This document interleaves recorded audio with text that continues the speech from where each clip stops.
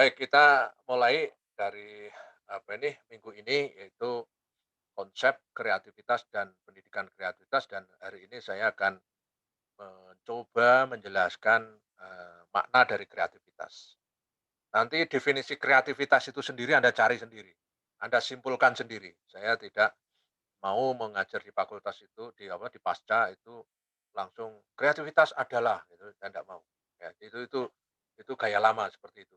Ya, jadi silahkan cerita ini, narasi ini nanti dipikirkan, direnungkan, terus kemudian Anda mendapatkan satu insight atau kesimpulan yang apa, Anda betul-betul pahami begitu.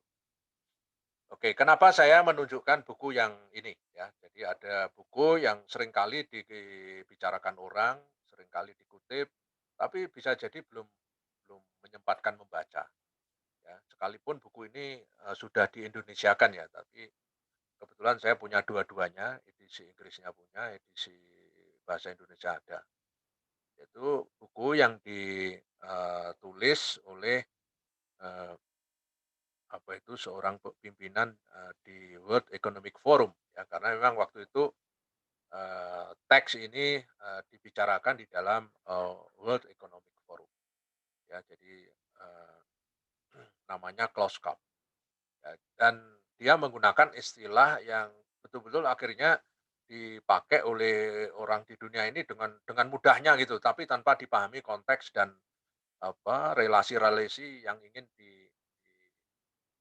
apa, dijelaskan di dalam bukunya Klaus Schwab, yaitu The Fourth Industrial Revolution. Jadi, revolusi industri, tahap keempat ya. Kalau ada kata-kata tahap keempat berarti ada tahap ketiga, ada tahap kedua, ada tahap pertama kan gitu ya. Jadi, ada revolusi agricultural ya, agricultural revolution, terus kemudian, setelah itu, revolusi mekanik ya, revolusi mekanik, kemudian lalu yang berikutnya ada revolusi, mesin ya, ya, terus berikutnya baru, ini revolusi, apa itu, informasi, ya. Nah, pada tahap revolusi informasi ini, ya, maka ada paradigma yang kemudian dikembangkan, yaitu revolusi industri.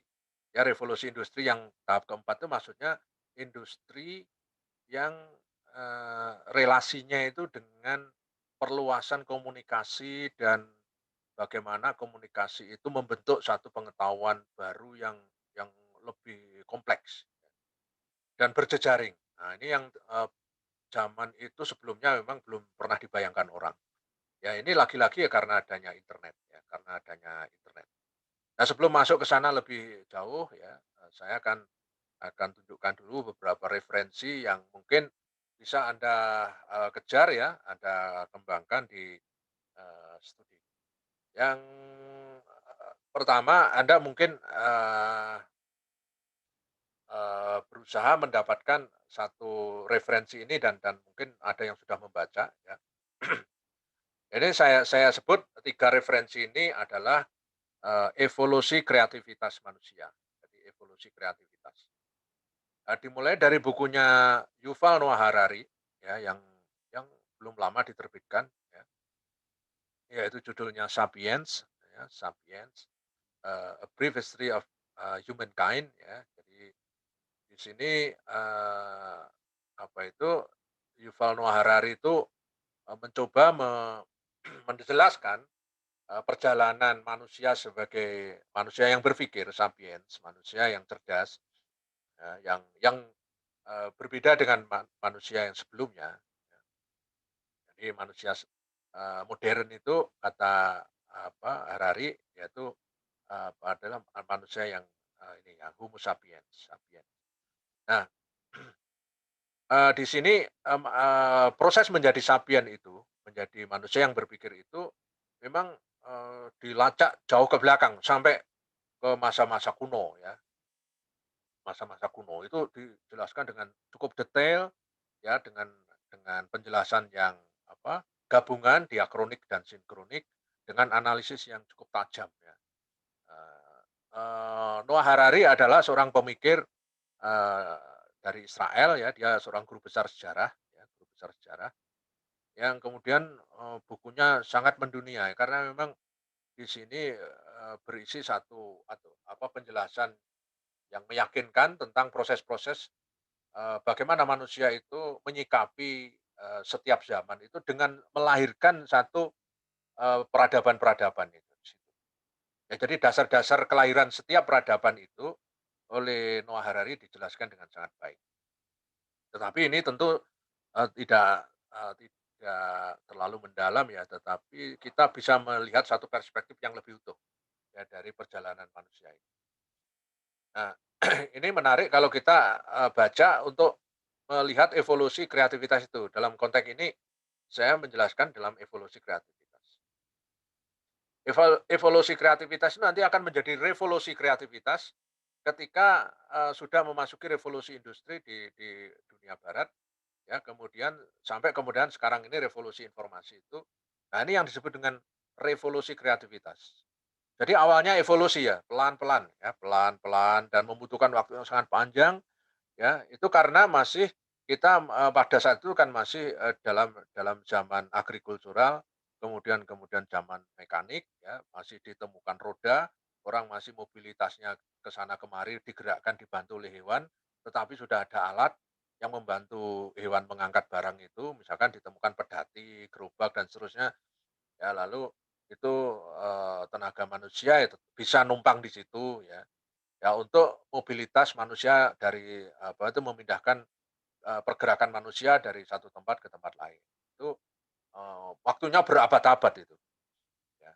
Terus kemudian, sampai akhirnya ditemukan mesin uap ya, mesin uap ya di Eropa dan kemudian manusia menjelajahi dunia makin, apa itu ya, makin jauh ya, makin jauh dan makin massal, makin banyak yang diangkut tuh makin banyak, ya. Semula memang menggunakan layar ya, perahu layar yang sangat mengandalkan arah angin, terus, menguasai apa itu, ilmu falak, perbintangan, sehingga, orang bisa berlayar ya dari, dunia barat ke timur atau dari timur ke barat. Itu, legenda semua itu, menjadi suatu sejarah sendiri ya tentang pelayaran-pelayaran Michael Hand, ya Vasco da Gama dan seterusnya itu kisah-kisah termasuk Marco Polo. Ya itu kan kisah-kisah heroik bagaimana manusia dulu ingin melihat dunia lain ya di luar dirinya itu untuk mendapatkan, satu pengalaman, baru yang betul-betul, apa tuh, luar biasa dan akhirnya dampaknya itu di kemudian hari adalah pada perkembangan peradaban, ya. Misalkan dulu ada jalur sutra, misalkan jalur sutra dari Cina sampai ke, Timur Tengah. Ya, dan itu sudah menjadi warisan dunia, jalur sutra itu. Di kita sekarang, di Dirjen Kebudayaan itu melahirkan satu konsep baru yang kemudian dikembangkan bersama-sama, yaitu jalur rempah, ya jalur rempah. Nah, jalur rempah itu memang, pusatnya ada di kita, karena dulu VOC datang rame-rame ke sini itu ya karena di sini adalah pusatnya rempah. Dan rempah itu semua diperlukan, di Eropa, ya, ya di negara 4 musim, selalu bergantung pada rempah-rempah. Dan rempah-rempah itu ada di Nusantara. Jadi rempah-rempah Nusantara itu pernah menjadi revolusi, peradaban manusia ya, evolusi peradaban manusia. Karena itu akhirnya terjadi lalu lintas manusia, lalu lintas, pengalaman ya dari waktu ke waktu, kemudian dibawa dari Eropa ke Nusantara, terus kemudian yang dari Nusantara dibawa ke Eropa. Itu terjadi satu mobilitas yang menurut saya sangat signifikan untuk, memahami ini, apa itu, bagaimana manusia waktu itu memproses sejarahnya. Kemudian buku berikutnya ya, itu diteruskan oleh apa, Noah Harari itu yaitu Homo Deus. Nah, kalau Homo Deus itu bertolak dari Homo sapien, Harari lebih membangun hipotesis ya, lebih membangun hipotesis tentang makna dari penemuan-penemuan setiap kurun zaman itu yang bisa dimanfaatkan untuk masa depan manusia, ya masa depan. Jadi masa depan manusia itu memang sangat bergantung dari nilai-nilai kreativitas yang ditemukan di setiap kurun zaman itu. Ya, jadi manusia itu lahir tidak kosongan intinya begitu. Manusia itu lahir selalu punya setting, ya. Manusia itu lahir memiliki dimensi sosial yang kompleks, yang kemudian manusia yang lahir itu terus berusaha untuk mengadaptasi, ya, mengadaptasi apa saja yang, ada di sekitarnya itu. Ya tentu dengan, visi kreatifnya. Jadi ketika manusia mengadopsi dan mengadaptasi apa saja yang di luar dirinya itu menggunakan mekanisme kreatif di sana. Nah, kreativitas itu nanti mekanismenya dibentuk oleh apa saja. Nah, nanti kuliah berikutnya itu. Pada kuliah berikutnya kita akan ada hubungan antara intelijensi, ya, terus lingkungan, lalu macam-macam di situ yang akan membentuk satu dorongan kreatif itu. Jadi will to create itu ya, kehendak mencipta ya, itu nanti ada mekanisme dan ada setting-setting yang bisa kita lihat, baik makro maupun mikro, ya, baik makro maupun mikro. Yang saya maksud makro itu begini, jadi, kalau kita lihat sejarah manusia kan, pada saat manusia itu di era kuno, itu kan sangat tercekam oleh mitos. Maka seluruh infrastruktur kreativitas itu, induknya itu ada pada mitos. Jadi, misalkan, akhirnya kalau kita melihat produk yang dihasilkan, itu kita akan mudahnya dengan mengatakan form follows myth gitu. Jadi bentuk mengikuti mitos. Ya bentuk mengikuti mitos. Jadi mitos itu dijadikan, sumber sumber kreativitas di situ. Termasuk misalkan patung-patung di Yunani kuno, itu sangat mitologis ya, termasuk, ornamen-ornamen yang ada di Jambangan di Yunani kuno, termasuk bagaimana arsitektur Yunani kuno, itu kuil-kuil Yunani itu, sangat mitologis ya. Nah ini, jadi bentuk-bentuk yang dilahirkan itu, ya diilhami, diinisiasi oleh, mitos yang dipahami oleh satu masyarakat. Dan itu ada di mana-mana, tidak ada di Yunani, tidak hanya di Yunani ya. Ya di masyarakat-masyarakat kuno itu mitos itu menjadi satu sumber pengetahuan yang kemudian dielaborasi, menjadi, menjadi kebudayaan, menjadi peradaban. Kemudian mitos itu kemudian bergeser kan, bergeser setelah, lahirnya agama-agama besar itu, yang secara formal kemudian, berkembang ya, ya mulai dari Kristen, terus kemudian sebelumnya ada Buddha, ada Hindu, ya terus Kristen di awal abad Masehi, terus kemudian, eee, abad 6 ya, itu ada Islam ya, dan itu yang kemudian akhirnya menggeser dominasi mitos tadi menjadi, berubah menjadi teos di situ. Jadi semua kreativitas manusia secara paradigmatik ya, secara, global, secara makro begitu, itu dibentuk oleh, teos ya. Teosnya Kristiani, teosnya Islam, teosnya Hindu, teosnya Buddha, itu semua dasarnya adalah teos. Ya, jadi semuanya itu bentuk mengikuti teos tadi, tentu teos dalam konteks agama masing-masing di situ. Misalkan kalau Kristen awal itu lalu banyak melahirkan figur-figur Kristus ya, Yesus Kristus, ya itu karena teosnya itu secara simbolik dipakai untuk, sekaligus untuk, penyebar luasan agama Kristiani, ya sejak, abad ketiga Masehi, ya sampai, sekarang bahkan. Jadi itu seperti itu. Hindu, Buddha begitu, menyebar ke mana-mana, membawa ajaran-ajarannya, terus membentuk sesuatu peradaban di mana-mana itu, ya. Mulai dari membuat patung, candi, dan seterusnya itu juga dibentuk oleh, teosentris yang dibangun dari ajaran Hindu dan, Buddha. Kalau di Indonesia kemudian muncul Prambanan, muncul Borobudur, dan candi-candi yang lain itu, ya karena itu. Jadi ada dorongan-dorongan, supranatural yang sangat kuat sehingga manusia itu kayak terhipnotis dalam tanda kutip ya, ya ada dorongan kreatif yang sangat luar biasa. Saya kadang-kadang nggak yakin kalau manusia itu tanpa ada seperti itu bisa melahirkan satu kreativitas yang sangat sangat luar biasa dan ikonik ya sampai hari ini bisa kita lihat itu. Ya. Terus yang berikutnya, buku ini terus kemudian dikembangkan ya, 2 pemikiran dari, Yuval Noah Harari itu kemudian dikembangkan oleh Beknaf ya, jadi pemikir yang lain ya, yaitu Mary Beknaf ini, membuat buku judulnya Homo Deva.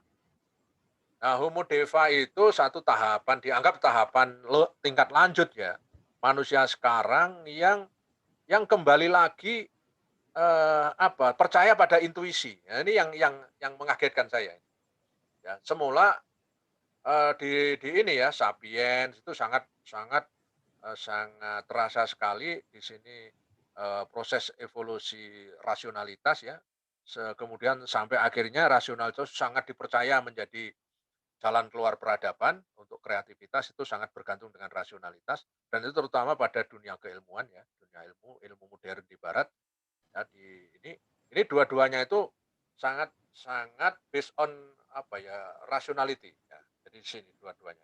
Nah, tiba-tiba di buku ini ya, selain ini ya selain ada kekuatan rasionalitas, di sini itu ada kekuatan yang lain yang harus dibicarakan lebih jauh lagi. Ternyata ada intuisi sama kreativitas. Nah, di sini. Jadi titik titik tekannya di buku Homo Deva ini makanya disebut Deva. Ya, Deva itu dari bahasa Pali dari asalnya sebenarnya itu. Yaitu ya dewa, yaitu Homo Dewa. Jadi manusia yang sudah yang menyerupai figur-figur agung, figur-figur dewa yang bisa memikirkan, bisa menembus ruang dan waktunya, ya dia bisa memprediksi apa yang akan terjadi di kemudian hari dengan sangat presisi. Ya itu karena kekuatan intuisi dan juga bagaimana kreativitas itu secara transdisiplin itu bisa dimasukkan diinternalisasi ke dirinya. Ya. Jadi diinternalisasi ke dirinya. Nah, ini satu kajian yang bagi saya cukup menarik karena semula kata-kata intuisi, irasionalitas, ya itu dikubur dalam-dalam itu di era ilmu pengetahuan modern itu dikubur dalam-dalam, tidak boleh eksis. Ya, karena dianggap bahkan termasuk teos ya, teosentris dan sebagainya, itu disingkirkan, betul-betul disingkirkan.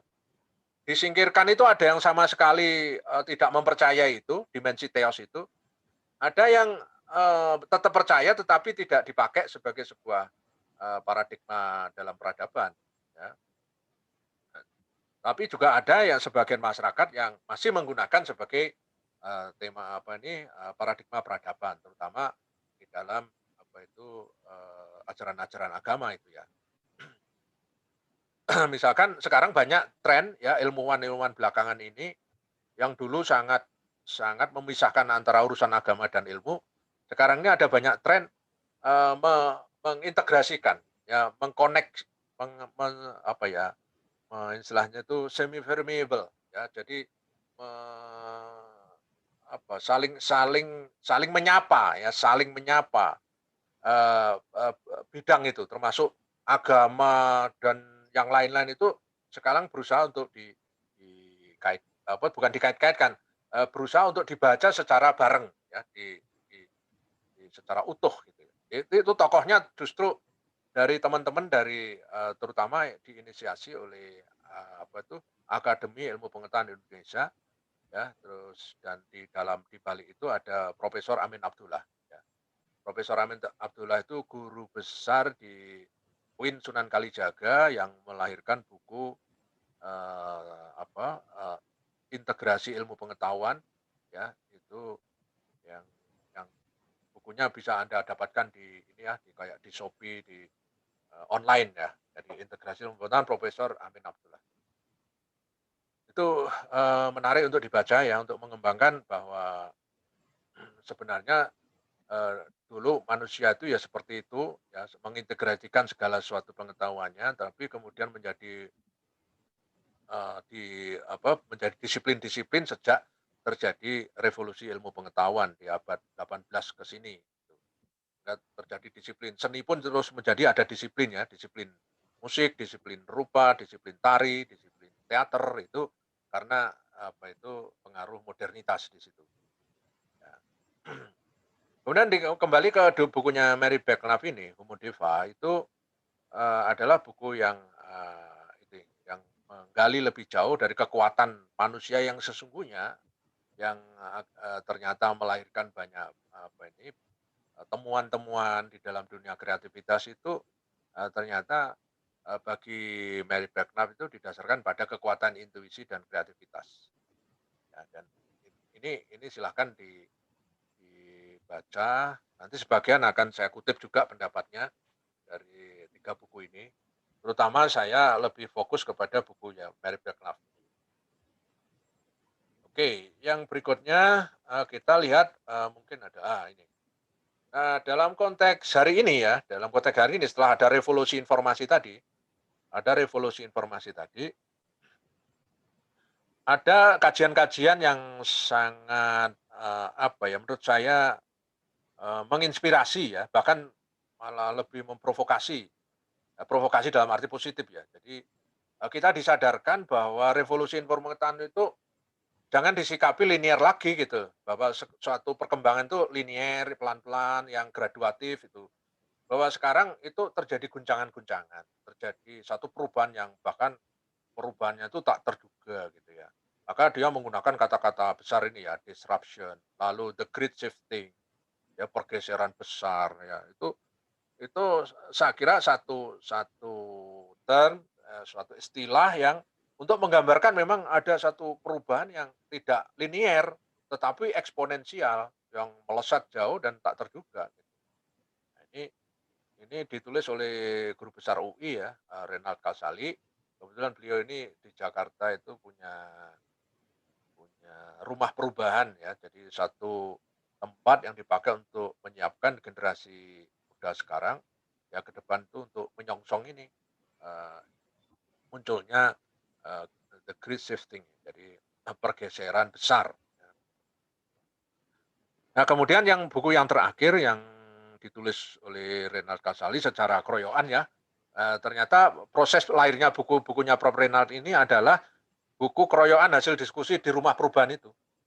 Dan itu banyak mendapatkan satu umpan, perluasan kritik dari, anggota-anggota, anak muda yang ada di situ, ya.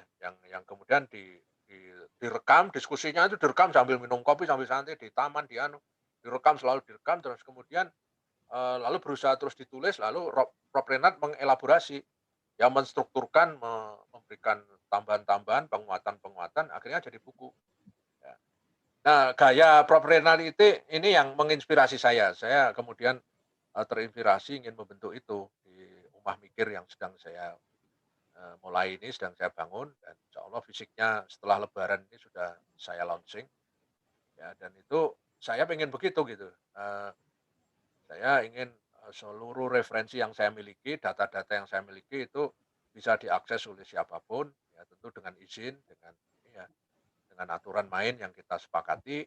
Ya, untuk itu, ya kita diskusi, kita apa saja ngomong di sini, terus saya rekam dan dari hasil-hasil itu nanti bisa menjadi sebuah, apa itu jurnal ya, jurnal jurnal obrolan rumah mikir gitu. Jadi jurnal kan tidak harus wah ketat kayak di Scopus yang harus disitasi itu, waduh itu biarlah orang-orang ini yang, pemikir-pemikir hebat atau sok pemikir itu, gitu ya. Ya, tapi saya pengen kembali lagi kepada, hasil nyata aja ya, hasil nyata. Karena banyak orang yang nulis jurnal itu juga ndak ada kontribusi sama sekali, ya, ndak ada kontribusi secara sosial, secara lingkungan, secara apa, seringkali, buta buta persoalan real di masyarakat, ya. Jadi, dikutip banyak orang, tapi, rekognisinya di dunia, yang real ndak ada gitu kan, gitu, maknanya apa bagi apalagi seni ya, di ilmu seni itu kan ilmunya tidak kutip-mengutip kan, ya ilmu seni itu ya kreativitas, ya kreativitas itu. Jadi kreativitas itu berarti ya tidak banyak mengutip orang, kreativitas itu betul-betul, melahirkan pikiran, karya yang relatif genuine ya, yang relatif, bisa menunjukkan, subjek yang hebat di situ, ujian kreativitas di situ, ya. Kalau kalau dunia ilmu itu kan justru yang diukur adalah sekarang ini terutama untuk dikti itu yang diukur sejauh mana seorang ilmuwan itu, pikirannya itu dikutip orang gitu kan. Ya, dan seringkali kalau dikutip itu pun disuruh-suruh oleh dosen-dosennya itu. Saya enggak pernah nyuruh loh ya. Saya enggak pernah nyuruh Anda harus, wajib menggunakan buku saya atau wajib mengutip tulisan saya, enggak pernah saya. Walaupun di prakteknya di akademik ada seperti itu. Jadi agar tergenjot sitasinya, mahasiswanya itu entah relevan entah tidak, pokoknya entah jurnal, entah skripsi, entah disertasi itu harus, mengutip tulisannya. Ya, ini praktek pemasakan seperti ini saya kira tidak apa ini, menurut saya tidak baik ya. Ini mungkin dari perspektif praktis akan ada hasilnya, tetapi, jangka panjang nonsen itu. Karena, ini sangat, sangat tidak layak bagi saya, ya. Oke ya, jadi yang terakhir ini mobilitas ini, MO itu dari kata mobilitas, jadi mobilitas itu, infrastruktur karena informasi tadi bisa diakses dari mana-mana. Ini seperti kasusnya Gojek dan sebagainya itu kan, orang pemilik sepeda motor ada di mana-mana di Jakarta itu, kemudian dimobilisasi menggunakan aplikasi sistem, sehingga orang yang memiliki sepeda motor Jakarta itu bisa semuanya tergerak ya dengan melayani, moda transportasi ya alternatif yang saat itu hanya ojekan yang hanya duduk biasanya di perempatan, pertigaan kampung ya, dan selalu menunggu penumpang. Kalau dengan mobilitas itu justru menjemput penumpang dimanapun itu. Ya sejauh ada bisa terkoneksi dengan komunikasi, ya itu bisa bisa diakses itu ya. Nah, ternyata terus berkembang kan, berkembang ke makanan, ke jasa yang lain itu dengan menggunakan. Nah, ini Pak Renal itu bercerita tentang kasus-kasus seperti itu. Bahwa, ini kreativitas jenis baru gitu loh, kreativitas jenis baru. Yang dimungkinkan karena adanya disruption dan, the great shifting ini kemudian berakhir dengan, eee eee, mobilization. Jadi mobilisasi dari seluruh potensi masyarakat ini. Saya membayangkan ke depan tuh juga nanti, dosen tuh juga begitu. Bisa jadi kuliah itu nanti pesanan per individu gitu ya. Jadi nanti, ada aplikasi dosen itu nanti buat aplikasi. Oh tiba-tiba Anda kangen saya untuk ngobrol ya langsung, nanti bisa bisa tatap muka sendirian, bisa jam berapa kita janjian ngobrol gitu pakai tatap muka begini, pakai daring lalu, eee, terus saya dibayar langsung gitu. Enak, saya merindukan kayak gitu, Pak. Kalau gitu asik tuh, terus aja di rumah, jarang-jarang pergi gitu. Jadi mobil awet, bahan bakar awet, ya jadi tingkat efisiensi akan tinggi tetapi tingkat dompet akan menjadi sehat walafiat dompetnya ya. Ya itu terus-terusan begitu, ya mudah-mudahan akan segera terjadi begitu. Tapi kan kan ini kan manusia itu masih terkotak dengan formalistis kan. Ya kita ini masih terkotak dengan formalistis, terkotak dengan ijazah. Coba kalau ijazah terus jadi tidak penting gitu ya, wah semua namanya infrastruktur pendidikan langsung rubuh sudah. Sekarang banyak masyarakat yang sudah tidak memerlukan ijazah, banyak sekarang, bahkan dididik sendiri, ya. Memang ada plus minusnya ya, plus minusnya ada. Tetapi, ini juga mengancam kelangsungan, nanti ke depan format-format pendidikan dan seterusnya, ya. Oh sekarang saja saya kalau sakit, apa biasa itu, nggak perlu check up dokter gitu, saya tinggal telepon ke dokter apa, langganan saya, terus obat itu sudah dikirim oleh petugasnya langsung ke rumah, nggak perlu lagi ke tempat dia. Jadi saya hanya konsultasi, "Dok saya itu punya sakit begini begini begini begini ini," langsung, "Oke oke oke gini Pak Juli," langsung dibuatkan resep, ya saya nggak perlu ke sana, "Ndak sudah cukup." Lalu terus ditanya detil-detil. Terus kalau gitu ini saya kasih resep, nanti akan dikirim oleh, petugas saya. Kirim. Nah, sudah seperti itu sekarang prakteknya dokter-dokter itu. Ya itu dokter yang berpandangan ke depan, sudah melayaninya itu sudah tidak perlu datang ke tempat pasiennya, ya, dan seterusnya. Jadi saya kira ini, gaya-gaya MO yang dikatakan oleh Prof. Renald ini akan menjadi satu, jenis-jenis, bentuk kreativitas baru. Jadi dari yang semula belum ada menjadi, ada, ya. Tetapi menjadi ada sekarang itu tidak diawali dari yang kosong. Jadi artinya kreativitas itu sifatnya ya antara evolutif dan revolutif tadi, ya. Jadi selalu belajar kepada yang lalu-lalu, kemudian yang lalu dievaluasi, lalu melahirkan satu temuan-temuan yang baru yang dikaitkan dengan kebutuhan-kebutuhan yang sekarang dan ke depan, ya.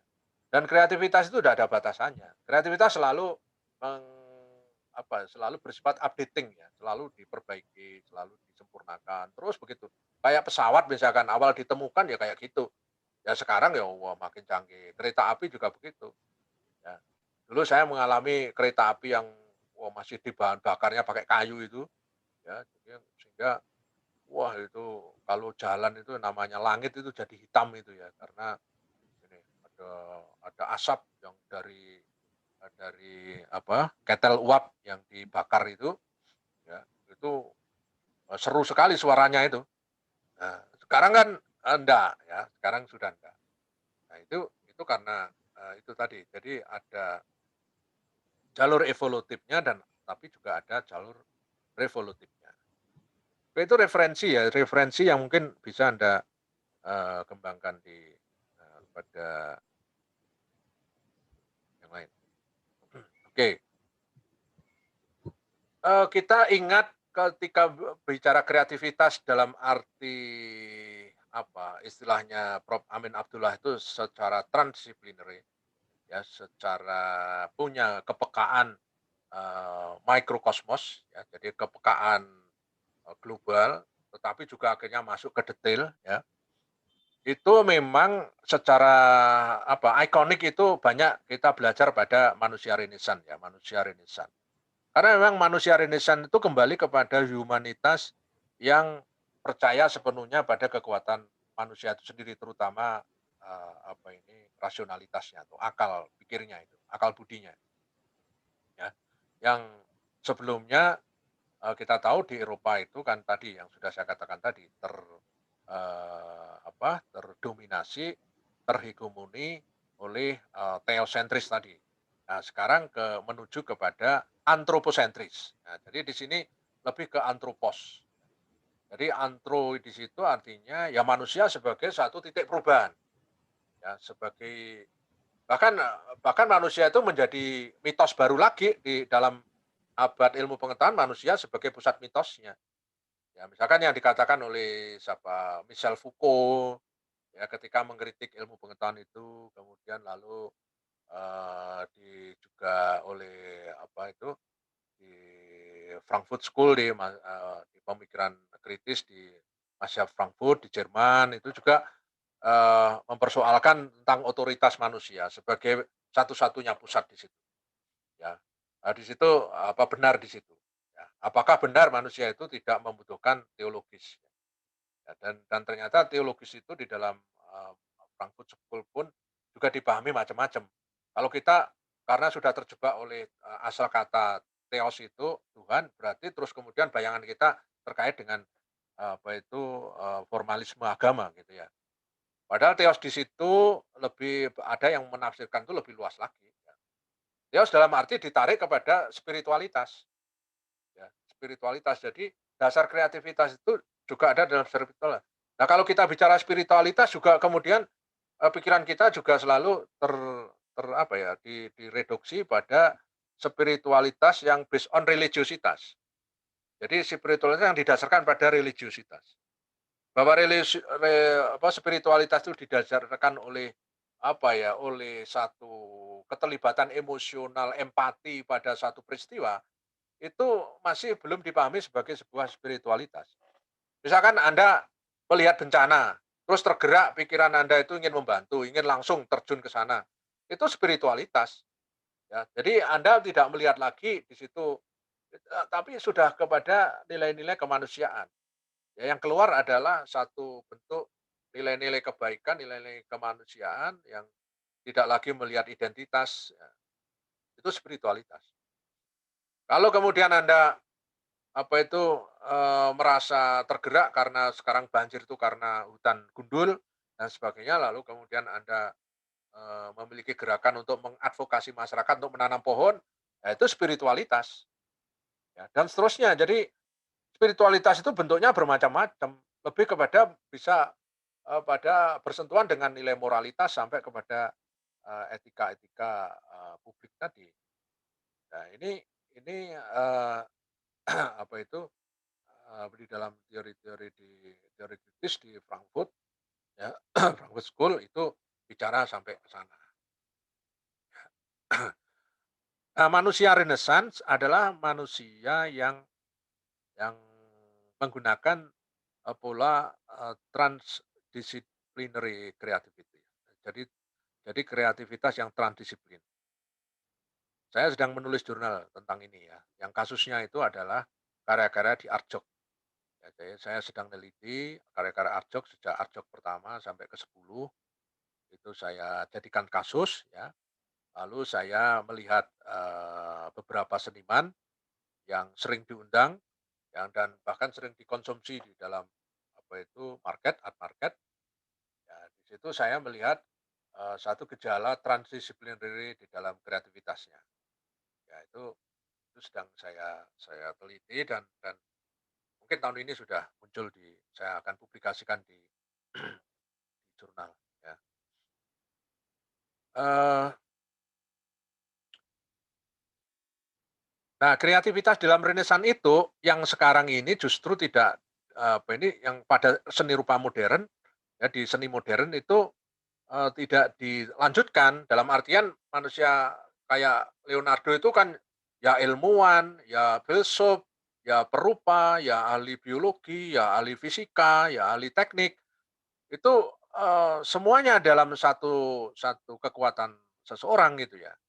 Tetapi kemudian keluar menjadi suatu produk yang, apa itu, saling terkait mengait gitu ya. Seperti Leonardo membuat ini, riset-riset tentang anatomi seperti ini. Dia ndak ada pendidikan kedokteran, ndak ada. Pada saat itu, dunia kedokteran belum semaju sekarang ya. Jadi masih sangat sangat manual dan apa, bedah seperti ini juga, sangat belum belum banyak dilakukan oleh dunia kedokteran saat itu. Nah, Leonardo itu tiba-tiba memiliki apa itu, bukan tiba-tiba ya, apa, kecerdasannya itu mendorong untuk, masuk ke seperti ini. Ya dia dia apa, meneliti mayat ya, terus kemudian dibedah lalu lalu di-sket ya, karena kita tahu zaman itu kan belum ada foto ya, belum ada foto sehingga mengandalkan ini, keterampilan tangan. Ya karena itu kan dia, juga terkenal sebagai seorang, pelukis ya, yang melahirkan karya-karya kanonik di, abad Renaissance. Ya dan seniman-seniman Renaissance pada umumnya seperti Leonardo. Jadi, dia bisa menguasai banyak hal ya yang sifatnya, apa itu, apa, sifatnya, lebih banyak dipakai untuk melahirkan, pikiran-pikiran yang saling terintegrasi di situ. Jadi kalau kalau kita hanya memiliki satu disiplin, memang untuk memikirkan, gejala kompleksitas sekarang ini kan sulit ya. Kita ngomong seni tanpa tahu sosiologi, tanpa tahu politik, tanpa tahu apa, kebijakan pendidikan, atau tanpa tahu praktek dan wacana seni yang berkembang, ya tetap aja kita ndak bisa ngomong apa-apa ya. Jadi, sekarang semuanya itu harus kita baca untuk, kita rumuskan dalam konteks yang lebih lebih apa ya, lebih holistik ya, lebih holistik, lebih menyeluruh. Oke, jadi, manusia renaissance itu tantangan ya, tantangan dunia, hari ini. Yang yang makin hari di era modern sekali lagi makin menuju ke spesialis ya, ilmu juga menuju ke spesialis ya. Tetapi, lama-lama ternyata spesialis itu tidak menjawab masalah-masalah manusia yang makin kompleks. Akhirnya terus muncul transdisiplin itu ya. Jadi misalkan, di agama yang dicontohkan oleh Prof. Amin Abdullah itu di kasus-kasus agama itu. Bahkan agama itu tidak bisa lagi dipahami secara, fikih yang model-model lama gitu ya. Jadi harus ditafsir dengan yang sekarang ya, dikaitkan dengan sosiologi, dikaitkan dengan, krisis manusia sekarang ini dengan filsafat, dengan ilmu pengetahuan dan macam-macam di situ. Sehingga kasus-kasus, di dalam agama yang dulu banyak dialami oleh manusia-manusia dulu ketika ilmu pengetahuan belum berkembang sekarang, ya akhirnya agama itu menjadi terus terus bisa menyelesaikan problem manusia sekarang gitu ya. Makanya agama harus juga, orang yang belajar agama harus mengetahui, apa itu, harus mengembangkan transdisciplinary itu. Jadi terutama dalam kasus-kasus hukum itu, ya hukum di dalam hukum Islam terutama itu juga, banyak melahirkan friksi kan, ya melahirkan friksi. Dan itu bisa diselesaikan, bisa dipahami apabila, para apa itu, orang-orang yang berkompeten di bidang itu memang mengembangkan visi transdisipliner. Sekarang kayak di UIN Sunan Kalijogo itu ada mata kuliah yang dilahirkan oleh Prof. Amin Abdullah. Namanya itu filsafat ilmu-ilmu agama atau apa ya, filsafat ilmu-ilmu, keagamaan, ya. Jadi ilmu-ilmu, jadi ilmu-ilmu keagamaan. Wah itu keren banget dan ternyata, membongkar seluruh mitos-mitos ya, yang stereotip di dalam memahami agama ketika ada, pelajaran seperti itu luar biasa, ya. Seperti kan, eee, Tuhan itu yang kita pahami apa? Apakah Tuhan itu selama ini hanya kita percaya saja taken, for granted ya tanpa tanpa kita mempertanyakan ya, apa Tuhan yang kita pahami itu sebagai konsepsi, apa sebagai empirisme yang kita, kita alami ya, atau Tuhan itu sebagai sebuah teori. Itu yang sekarang banyak dipertandingkan orang itu, diperebutkan tuh bisa jadi hanya Tuhan konsepsi, ya Tuhan yang menurut pikirannya dia, ya bukan Tuhan yang kita alami. Nah ini yang dilupakan oleh ini orang sekarang ini, bahwa kita beragama tetapi melupakan pengalaman kita dengan Tuhan. Makanya orang orang orang terus korupsi karena tidak merasakan kehadiran Tuhan pada dirinya. Nah, itu karena Tuhan itu hanya dipahami secara konsep, secara teoritik, ya, tetapi bukan secara empiris. Nah, begitu-begitu kan mengejutkan kalau ini pengajian di tingkat-tingkat masjid surau-surau kampung itu bisa bisa kepintut-pintut itu, ya. Ya jadi, ini, seringkali ndak ini di pengajian-pengajian kritis di forum-forum ilmiah, kajian-kajian gitu, wah itu keren-keren gitu. Nah ini di tingkat-tingkat keilmuan tuh sangat mungkin seperti itu membongkar otoritas, keilmuan yang sudah kita terima sejak kecil sampai hari ini, itu betul-betul ya dibongkarlah, bukan dibongkar dalam arti untuk tidak dipercayakan, tapi kita disadarkan lagi pada lapisan-lapisan pengetahuan yang mungkin belum pernah kita jelajahi di situ, ya. Oke ya, yang berikutnya kita kita lihat lagi nih. Ini saya kira ini sudah sering kali saya katakan, tadi sudah saya singgung pramitos, lalu logos di ilmu pengetahuan, ya di sini itu ada mitos tentang dewa-dewi, ada mitos tentang theos, ya. Terus kemudian, logos, sangat percaya pada kekuatan rasionalitas dan di era sekarang justru, ada penggabungan-penggabungan lagi apa yang dialami manusia sebelumnya sampai ke era hari ini. Itu karena adanya ini, internet sebagai revolusi cybernetik di sini, ya. Lalu melahirkan satu, pengetahuan itu implosif dan transdisiplin. Kalau di sini eksplosif, eksplosif itu meledak keluar, melahirkan disiplin-disiplin satu satu satu begitu. Nah sekarang ledakannya itu ke bawah, ke dalam, ke diri kita, implosif, ke dalam, ya jadi ke dalam kita. Ya meledaknya ke dalam, menyatu, ya terus kemudian ini dijadikan satu paradigma, ya suatu model cara berpikir yang menyatukan semua variabel yang bisa kita lihat di situ. Kemudian yang berikutnya, ini satu diagram aja cepat saja ya, eee, itu, eee, ini yang saya ceritakan tadi dari, agricultural age ya, zaman revolusi, manusia itu dimulai dari era pertanian sampai kemudian berkembang ke era industri, lalu era informasi sampai ke ini, ya Di conceptual age ini, ya justru inilah letak pentingnya, kekuatan kreativitas. Yang dikatakan oleh Mary Bernard tadi, ya jadi di Mary Bernard tadi daya saing manusia itu kalau dulu sebelumnya adalah ketika, Alvin Toffler mengatakan, bangsa yang menguasai informasi adalah nanti yang akan menguasai dunia. Teori Alvin Toffler gugur, ya, sudah gugur. Sekarang justru bangsa yang menguasai ini ya, pemikiran, kreasi dan kreasi itu didasarkan pada data ya, big data, ya, ini yang akan, menguasai.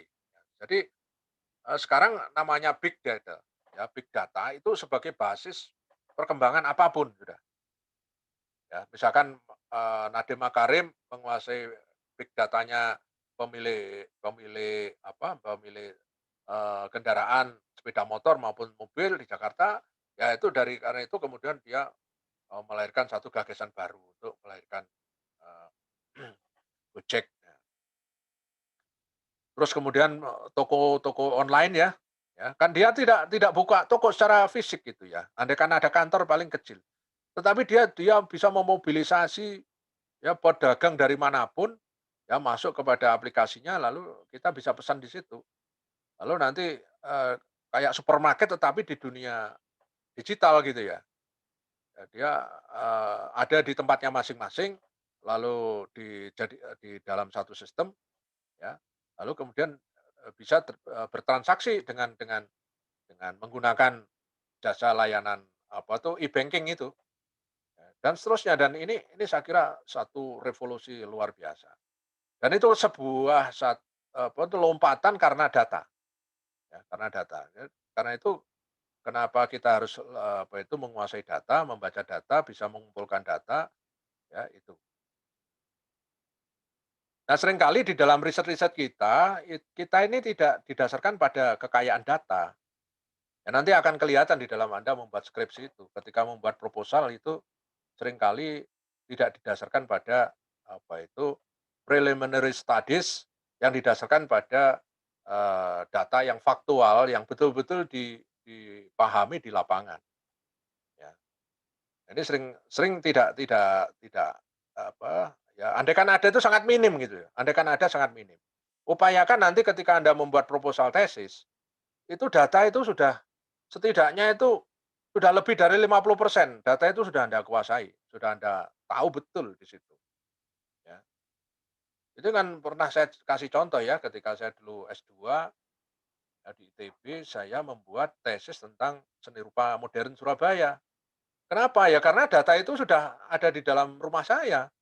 Saya sudah setiap hari terlibat di dinamika seni rupa di Surabaya, setidaknya di awal 80-an sampai sekarang itu saya kumpulkan terus itu, baik berupa katalog, foto, wawancara, pengalaman-pengalaman yang terlibat sejak tahun 80-an. Nah, itu kan memperkaya saya pengetahuan tentang, seni rupa Surabaya. Terus kemudian saya berdalam dengan masuk ke arsip-arsip lama ya, tentang publikasi-publikasi warna di majalah-majalah tahun 30-an, ya untuk melacak, perkembangan kota Surabaya sebagai kota modern setelah Batavia. Di situlah saya menemukan banyak insight yang penting sekali bahwa dulu tahun 2019, 23 itu sudah ada misalkan, komunitas seniman, ya, komunitas seniman yang menggunakan nama, pelukis besar Nusantara yang sudah terkenal yaitu Raden Saleh, ya. Dan itu tempatnya di mana, siapa anggotanya, dan seterusnya, kenapa motivasinya menggunakan nama itu, dan seterusnya, itu visinya apa, oh itu saya teliti ke belakang, ya. Nah dari situ, dari data yang banyak itulah kemudian saya menyusun proposal ya langsung otomatis langsung diterima.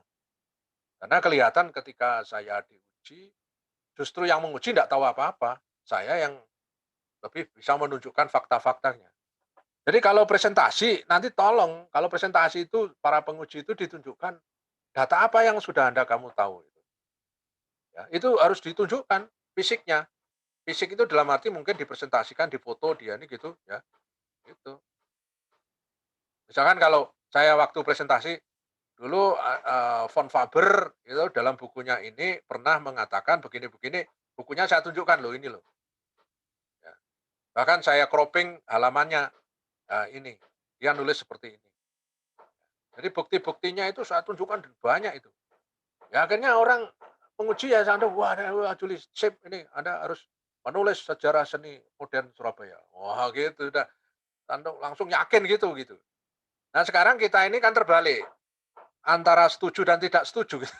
Seringkali, bertentangan dengan ini ya, tentang ini, ini kadang-kadang masih mencari-cari, menduga-duga, nggak ngerti. Iya, misalkan ada yang pengen neliti tentang apa itu, misalkan, apa apa itu,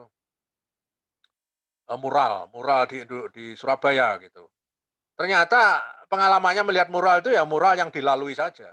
Ketika dia pulang ke rumah, jadi dia lewat di satu jalan itu ada muralnya. Ya dia tidak berangkat dari mengumpulkan data dulu mural di seluruh Surabaya, dipotretin, terus kemudian dikaji, desain visualnya, kontennya, kira-kira apa kecenderungannya, dan seterusnya itu, ada di mana-mana, terus komunitasnya siapa saja, itu paling enggak sudah dipegang di tangan ini. Ya syukur ada korelasinya, ada apa, komparasinya dengan di Jogja, dengan di Jakarta, mural-muralnya itu, komunitas-komunitasnya juga sudah tahu, ya. Ketika ujian saya menyebut komunitas-komunitas mural, itu juga nggak ngerti gitu loh, ya. Nah ini artinya pengalaman lapangannya sangat nol gitu ya. Nah ini bahaya kalau ini dilanjut-lanjutkan, nggak boleh begitu. Karena itu, penelitian tuh memang harus harus betul-betul diawali dari data. Karena dari data itu muncul problem. Bagaimana Anda menarik problem kalau tanpa data? Berarti problemnya itu problem yang kemasukan roh Nyai Roro Kidul dong, ya. Jadi kalau problem riset itu mesti dimulai dari data, ya. Problem itu harus dari data, bukan problem itu apa, bayangan-bayangan sepintas, ya. Apa sih data itu? Ya. Lalu bagaimana data itu bisa untuk membaca harus dibaca, lalu problem dari data itu apa? Nah itu muncul riset itu dari data. Nah, dan seterusnya ya. Jadi, seperti itu. Karena itu, orang yang menguasai data atau bangsa yang menguasai data ya yang sekarang ini yang benar-benar menguasai dunia. Ini kata para futurolog ya, futurolog, orang-orang yang bisa memotret masa depan. Futurolog bukan dukun ya, tetapi, saintis, tetapi dia membaca data dengan banyak data yang bisa dilihat kayak Toffler, ya Alvin Toffler, kemudian lalu siapa lagi, saintis apa itu, futurolog-futurolog dunia itu.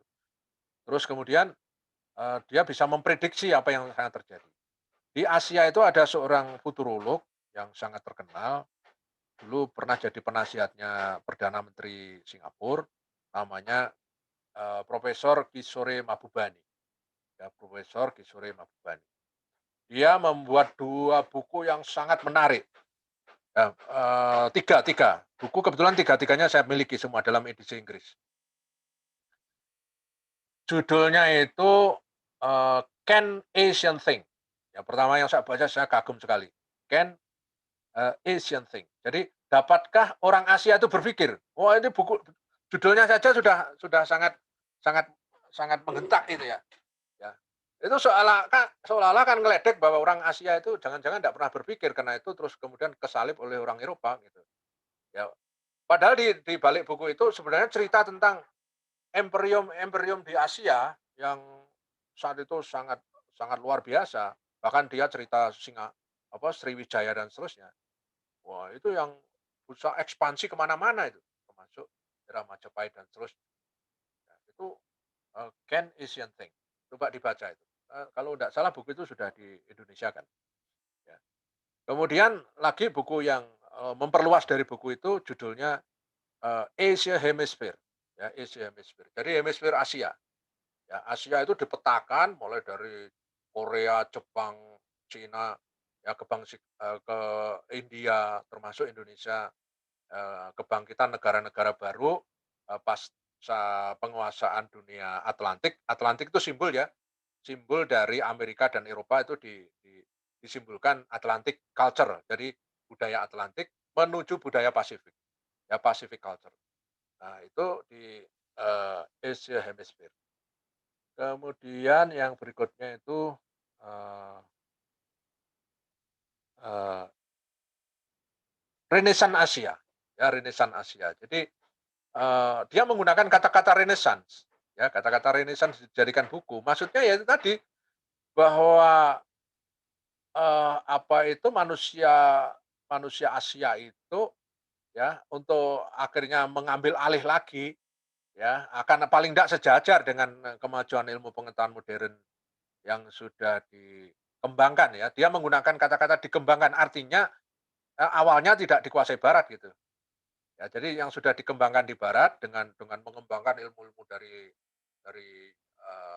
tempat lain ya, terutama dipengaruh dari apa, kemajuan ilmu di peradaban Islam klasik di abad ke-7 sampai ke abad ke-14 ya, 13 itu yang kemudian dipelajari orang-orang barat ya, yang kemudian menjadikan revolusi ilmu pengetahuan itu. Nah itu juga dibahas oleh Kisore Mahbubani di dalam bukunya, Asia Renaissance ya. Yang unik ya, yang unik 3 buku yang edisi Inggris ini saya tidak menemukan di Indonesia waktu itu. Kebetulan waktu itu saya pas pas pas lihat pameran di Singapura gitu, terus, dia ada di toko di bandara ya, di Changi Airport ya, di Changi Airport, di Terminal E ya. Di Terminal E itu ada toko buku yang saya kalau turun di situ pasti ke situ gitu, pasti ke situ ya. Pasti ke situ dan cari buku, ya karena buku saya ada di situ juga gitu. Jadi saya pernah, membuat 3 buku dalam bahasa Inggris tapi ini grup ya, jadi ini saya kerjakan bersama-sama penulis yang lain, yaitu judulnya eee eee, Indonesian Modern Art ya, From Raden Saleh and Beyond. Yaitu, ada di Changi Airport itu, ya di Terminal E atau F itu, ya. Jadi F ada, di E ada. Nah, itu ada buku-buku yang, wah banyak sekali ya, textbook-textbook yang sangat sulit saya dapatkan apa itu, di Indonesia. Dan bukunya Prof. Mahbubani ada di situ, ya Prof. Mahbubani ada di situ. Saya ambil satu-satu begitu. Dan tentu harganya lumayan mahal ya. Silakan aja Anda kejar buku itu, ya kalau syukur-syukur sudah ada edisi Indonesianya, saya kurang tahu ya. Tetapi ini, buku yang akan menyadarkan kita bahwa kalau dikaitkan dengan konteks kreativitas, ya itu buku yang melahirkan itu, kayak sejarah kreativitasnya orang Asia gitu ya. Sejarah kreativitasnya orang Asia, seperti bukunya, Yuval Noah Harari tadi, tapi dalam konteks Asia ditulis oleh, Kishore Mahbubani itu. Ya, mungkin nanti akan saya tunjukkan di pertemuan yang akan datang ya cover-nya, biar, barangkali Anda tertarik mengejar buku itu untuk melihat perspektif yang lebih jauh lagi. Eee Oke, saya kira itu dulu ya pancingan saya ini karena ada 19 slide ya. Saya kira tadi bisa saya selesaikan ternyata, wah ini masih banyak ini, masih banyak yang mungkin ada tanggapan dulu sebelum saya lanjutkan, silakan.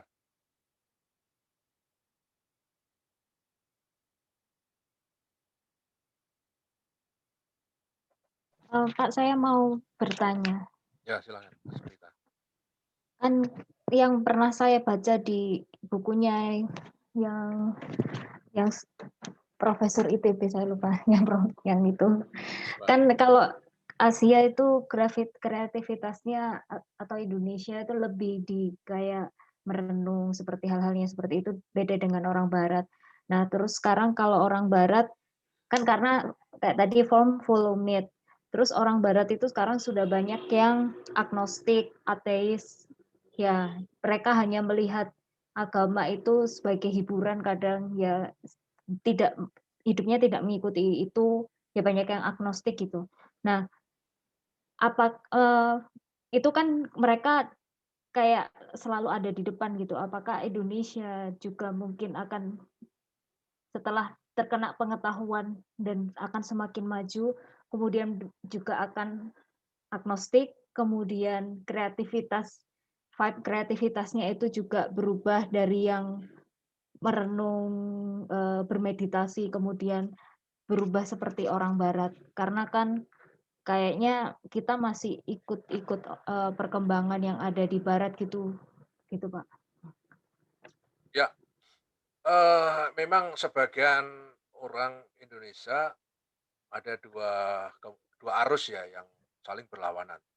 Yang satu arus mengarah kepada, saya tidak menggunakan istilah agnostis ya, jadi lebih mengarah kepada, eee, apa itu, eee, pe penegasian ya, penegasian pada nilai-nilai agama. Tapi walaupun di KTP tetap mencantumkan dia beragama ya. Kalau di Mmm, Indonesia dikata nggak beragama itu pasti nggak dikasih KTP. Tapi secara KTP, secara formal itu dicantumkan agamanya apa gitu, oke. Tetapi, dia dia, apa itu, menegasikan, nilai-nilai agama.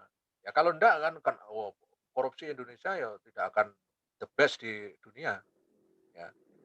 Itu pasti akan menjadi negara paling tertib, paling disiplin, paling asik, ilmu pengetahuannya pasti unggul gitu kalau menggunakan relasi-relasi, apa itu tadi, yang basisnya agama. Karena Nusantara itu dibesarkan oleh spiritualitas. Ya, manusia Nusantara itu nggak ada yang lepas dari spiritualitas. Saya tidak menggunakan kata religiositas ya, spiritualitas. Jadi spiritualitas itu artinya dalam arti luas gitu. Dia menghayati suatu spiritualitas sebagai sebuah apa biofili ya, biofili. Biofili itu istilahnya Eric Fromm ya, ya biofilia. Jadi dia menyerap ion-ion positif ya, yang ada di lingkungannya, yang tentu banyak dimobilisasi oleh kekuatan spiritualitas dalam arti luas, ya itu yang dijadikan gerak peradaban di Nusantara, ya. Mau mulai membuat keris, membuat batik, membuat apa saja, termasuk membuat ukiran, membuat tarian, musik Nusantara dan seterusnya itu, wah itu semua spiritualitas. Bahkan kayak gamelan di Bali itu, gamelan kuno Bali namanya selunding. Yang diteliti oleh orang Jepang. Ya saya pernah diskusi dengan orang Jepang, kebetulan pernah datang ke Indonesia ini, cewek Jepang ini, ya. Dan pada saat itu saya pas sedang menjadi staf ahli kerjasama UNESA, ya, dan saya diskusi lumayan lumayan asik dengan cewek ini.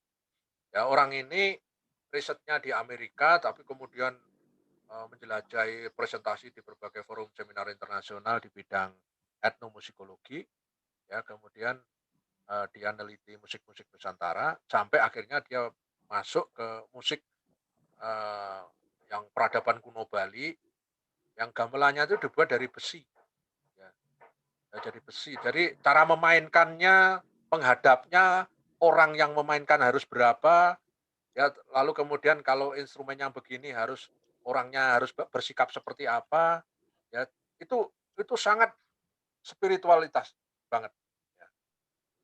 Itu keren banget itu, bahkan orang Bali pun masih ya, tidak terlalu mengenal gitu, padahal itu diteliti oleh orang Jepang. Masuk ke kalau apa ya, dari gunung ke gunung ke orang-orang Bali kuno ya, yang masih hidup di gunung-gunung itu, yang sebagian perempuannya ya masih, telanjang dada ya, di Bali-Bali ke gunung-gunung kalau Anda masuk ke Bali, orang-orang tua itu masih seperti itu, ya. Saya pernah masuk ke, arah dan ke Batur atau apa ya waktu itu, ya di daerah yang wah sangat sangat kuno banget itu. Jadi, eee orangnya ya masih seperti itu, ya. Saya berharap ketemu yang muda, ternyata semua yang tua semua ada ya, oke lah, jauh-jauh.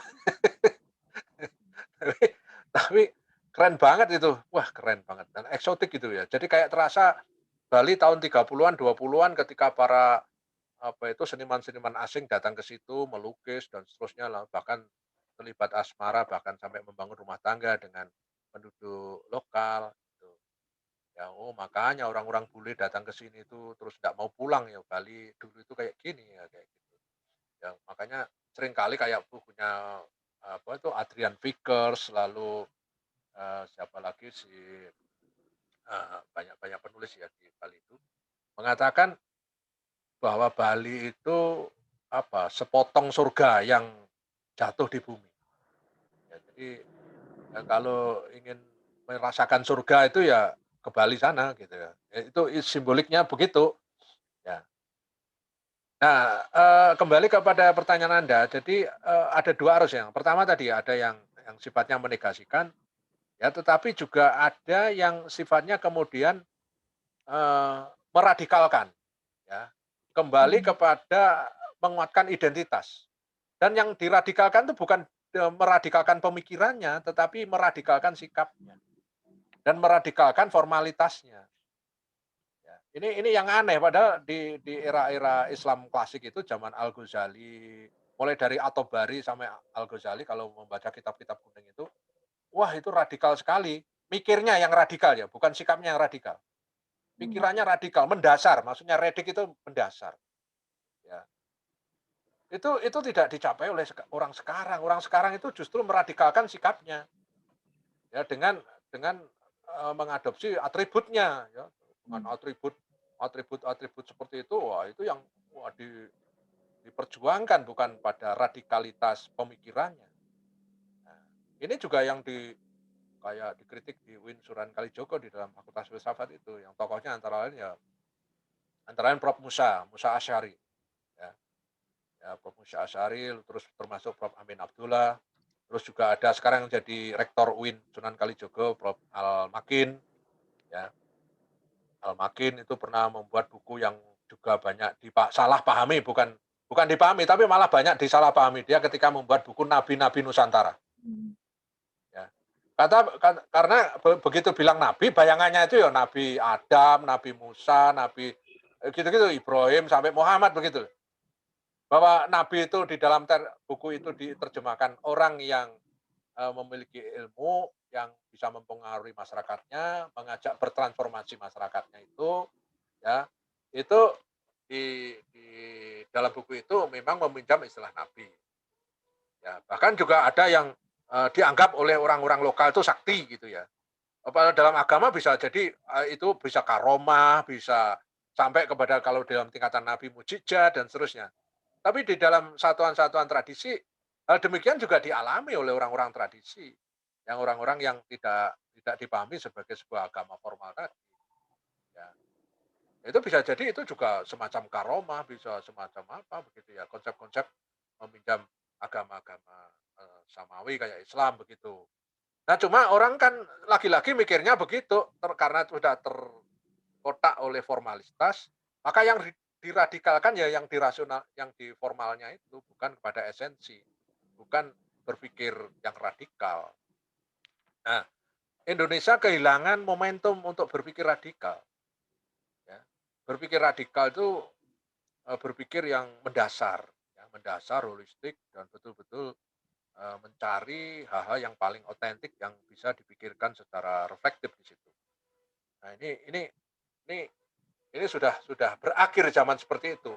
Karena itu jangan bayangkan sekarang akan muncul, kitab kayak sebesar Pararaton, kayak lalu sastra kayak Lagaligo di Sulawesi, ya. Terus kemudian Negara Kertagama. Wah, itu sampai profesor hari ini pun tidak ada yang ngalahkan itu kitab-kitab kayak gitu, ya. Saat cerdas-cerdasnya orang hari ini, tidak ada yang ngalahkan, Negara Kertagama, tidak ada yang ngalahkan Sotasoma, tidak ada yang ngalahkan apa, Pararaton dan seterusnya, nggak ada. Jadi mereka itu para empu-empu itu ya walaupun tidak punya gelar kesarjanaan dia itu, wah itu profesor, maha profesor, mahanya profesor lagi gitu ya. Jadi ini ini kehilangan seperti itu kita ya di era hari ini. Karena ya tadi terjebak pada hal-hal yang sifatnya formalistik. Ya atribut ya, atribut. Ketika saya pakai topi ini, maka atribut saya Anda, wah Pak Julius kayak kurang tukang parkir kira-kira gitu ya. Tapi begitu saya ganti, nah saya ganti ini,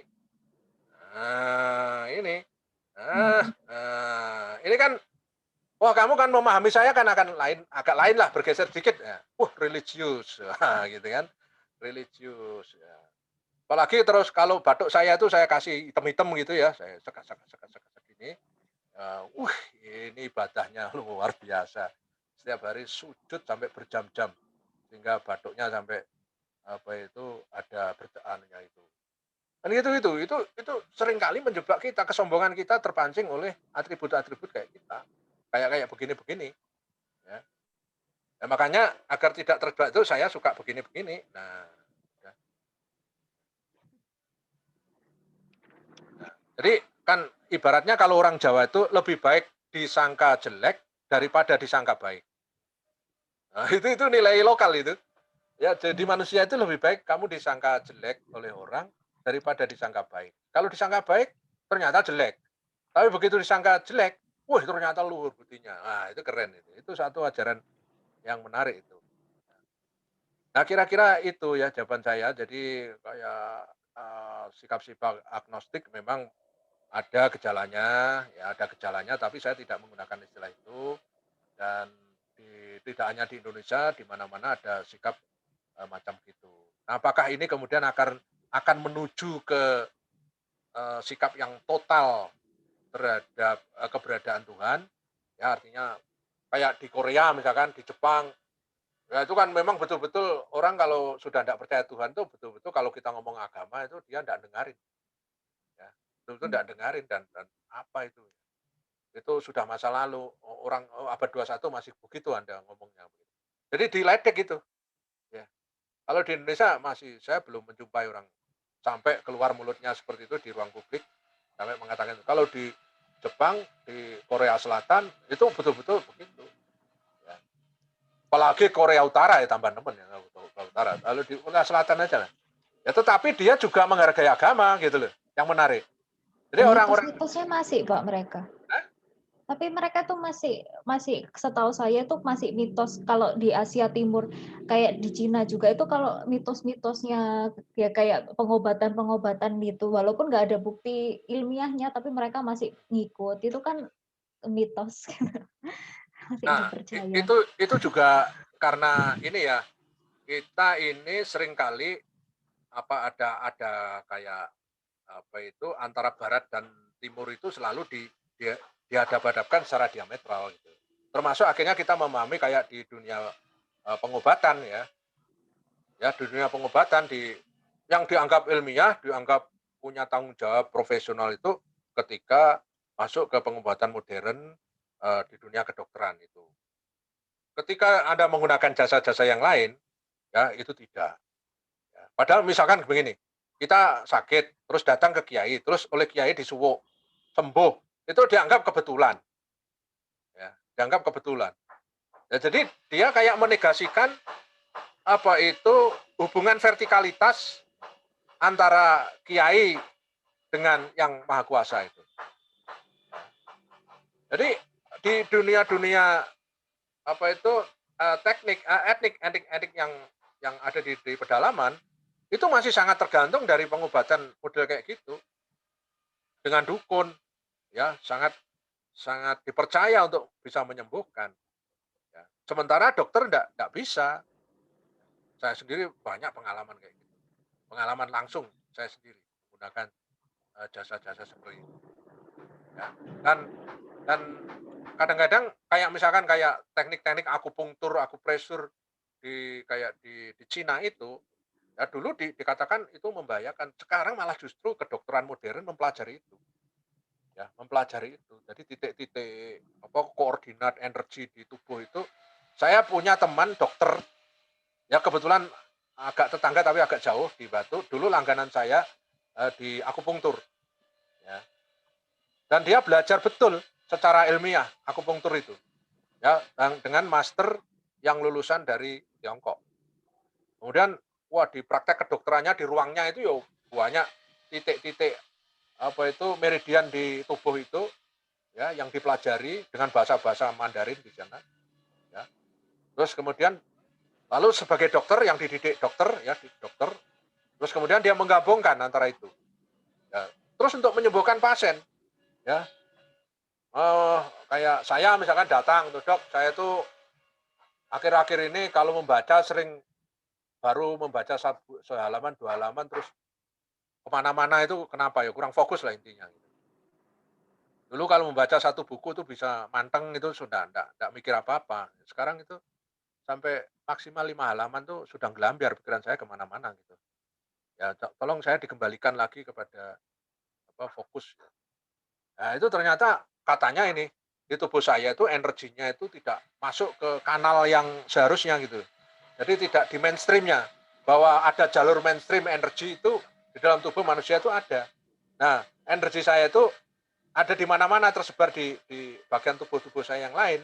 Nah, itu terus dibongkar, disatukan lagi. Ya enggak tahu tekniknya gimana, terus saya akupunktur suruh suruh suruh tidur tengkurap, ya, mulai dari kaki sampai ujung ujung kepala itu. Terus kemudian lalu saya juga terlentang, ya, wajah saya juga di penuh dengan jarum, sampai di kepala, digundul-gundul itu ada jarumnya, ya.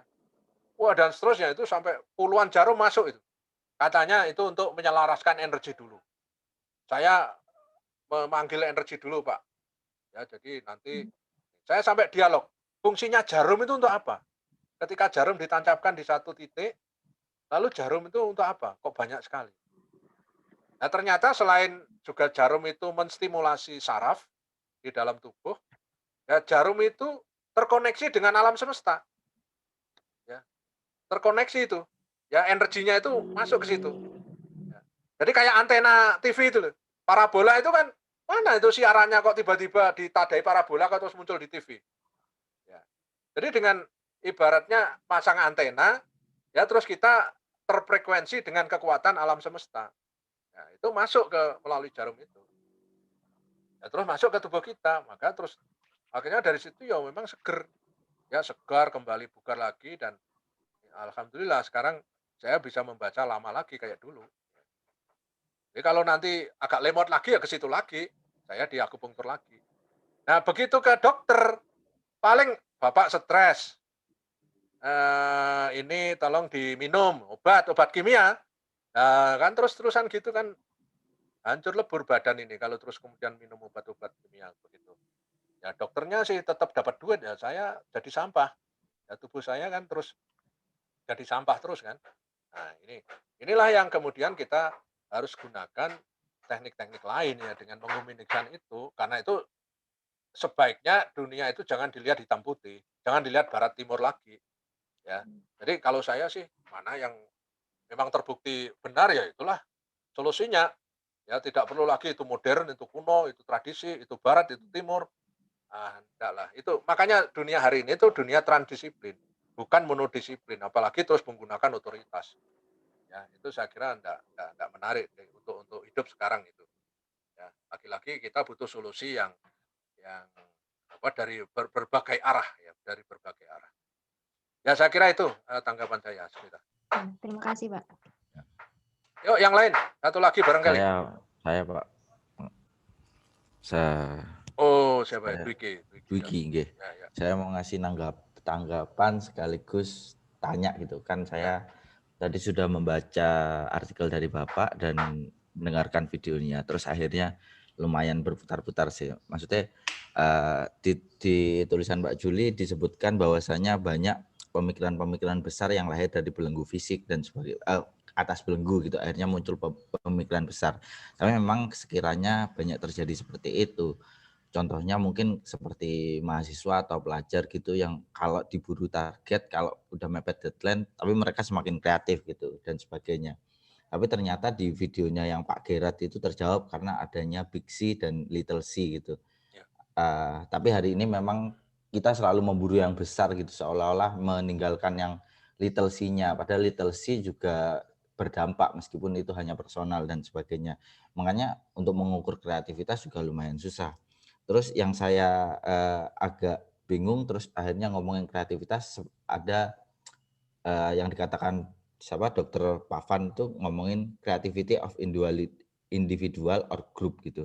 Kalau individual mungkin bisa akan dicerna secara gampang, tapi maksudnya dari grup ini apa sih Pak? Maksudnya apa kreativitas bisa terjadi seperti kesadaran kolektif dalam artian seperti histeria massa dan sebagainya, atau polanya akan ada satu orang yang menjadi orang yang kreatifnya berada di kerumunan massa lalu semua orang mengikutinya.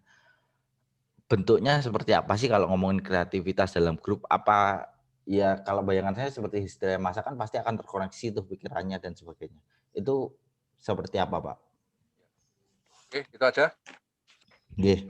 Oke, terima kasih. Oke ya, jadi saya jelaskan dulu. Jadi memang kemarin saya ngirimin 2 video nggak ada salah ya, 2 video sama 1 artikel saya. Oke, jadi, begini, kreativitas ini nanti pada kita ngomong ada teori tentang ya, apa itu, eee, kreativitas dilihat dari personalitas, ada kreativitas yang dilihat dari komunalitas. Ya komunitas itu dalam satuan yang lebih luas kebudayaan, yang lebih lebih luas yang melahirkan individu itu. Karena ada 2 tesis ya, individu itu ada yang melahirkan kebudayaan, artinya nukleus kebudayaan itu justru dilahirkan dari satuan-satuan individu. Jadi kebudayaan itu nukleusnya justru ada di individu itu, inti inti perkembangan kebudayaan itu ada di dalam individu. Tetapi ada, bahwa kebudayaan itu secara struktural itu terutama yang berpaham pada strukturalisme, bahwa manusia itu berkembang karena berada di dalam struktur, ya dalam struktur. Tapi kalau kemudian ditanyakan siapa yang menciptakan struktur, ya tetap individu lagi, ya. Jadi individu menciptakan struktur, struktur juga akan melahirkan satu individu.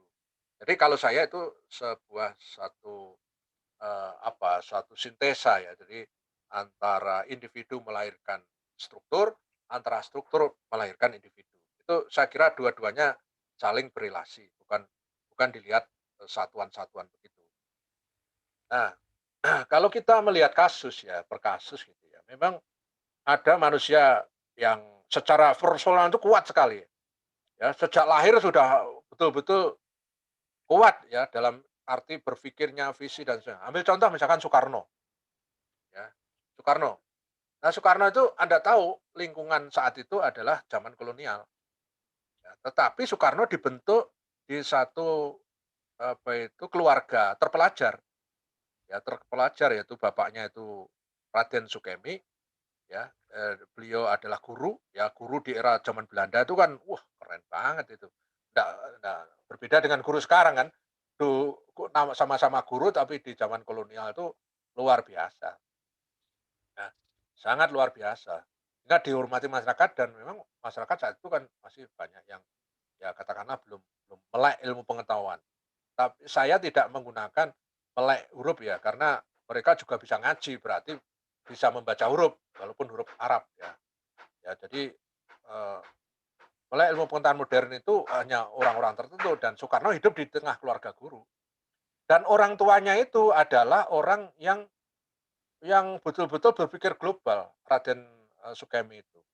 Ya terbukti dia mengikuti apa itu, apa itu, yang dulu turunannya Freemason itu, ya anggota Freemason, ya. Jadi Freemason itu, eee, apa itu, anggota-anggota orang elit zaman dulu, yang sering dicurigai itu adalah filial dari Yahudi, ya padahal Freemason itu isinya itu orang-orang pinter, orang-orang yang berpikir apa itu, kosmopolitan yang dulu belum ada kata global ya, jadi berpikir luas lah, berpikir tanpa sekat gitu ya. Ya itu ada di Raden Sukemi. Dan Raden Sukemi menguasai, banyak bahasa, ya karena dia memang, guru bahasa dan, membantu pemerintah kolonial Belanda itu membuat kamus bahasa-bahasa lokal, ya Raden Sukemi itu. Nah, Anda bayangkan, Soekarno lahir dari bapak seperti itu. Terus kemudian, ibunya, Ida Ayu Nyoman Srimbun, ya, itu, bangsawan di Bali gitu ya, perempuan bangsawan, artinya darah birunya Bali gitu. Bapaknya juga apa, darah birunya orang di Jawa gitu ya. Konon kabarnya ya, ada buku yang mengatakan, genealogi Raden Sukemi itu dari, kerajaan Kadiri, ya. Itu Ya entah benar entah tidak, intinya ada publikasi seperti itu yang ditulis oleh orang asing gitu ya. Ya kalau tidak salah itu tulisannya Bernard Dapp, ya. Nah itu, dua dua gen ini yang kemudian melahirkan Soekarno. Ya baik gen biologis maupun gen kultural. Ya, jadi gen-gen yang saya maksud itu ada dua arah. Gen biologis menetes keturunan seperti itu, yang kedua gen kultural. Jadi dia dibentuk dalam lingkungan berpikir yang radikal tadi, berpikirnya yang radikal, berpikirnya bebas. Karena itu kalau kemudian Soekarno tumbuh menjadi pribadi yang luar biasa, dia membaca apa saja, ya. Membaca apa saja itu ya mulai membaca agama, membaca filsafat, membaca politik, membaca dari berbagai buku mana yang tadi itu dibaca orang-orang dunia itu dibaca Soekarno. Saya alhamdulillah pernah meneliti Soekarno dengan pernah ini tinggal cukup lama di lingkungan di dalam lingkungan Istana Bogor ya dan ya kurang lebih 2 tahun lah saya ke sana itu. Terus kemudian saya meneliti satu-satu referensi yang dibaca Soekarno yang sampai sekarang masih jejer utuh di Istana Bogor. Ya di almari itu. Ya. Itu saya melihat judul-judulnya sudah bergidik itu. Ya. Sudah bergidik. Artinya dengan buku-buku yang magnum opus ya, tulisan-tulisan ilmuwan zaman itu, terus dengan berbagai bahasa ya, Perancis, Jerman, Inggris apalagi, ya, Belanda, wah itu dibaca Soekarno dan bekasnya dibaca itu apa? Banyak coretan-coretannya. Jadi buku yang dibaca Soekarno itu, ya itu banyak coretannya. Dan coretannya ketika dia membaca bahasa Belanda, ya pakai bahasa Belanda nyoretnya. Ya, kalau dia baca Prancis, Prancis. Bahasa Inggris, Inggris. Gitu. Artinya dia memang polyglot. Ya. Jadi manusia yang punya pengetahuan bahasa yang luas. Nah, Soekarno kemudian di generasi muda, ya makanya kemudian terus ketika eh, dia banyak bergerak di dalam pergerakan-pergerakan saat itu, yang kemudian menjadi sangat ikonik di samping yang lain-lain ya.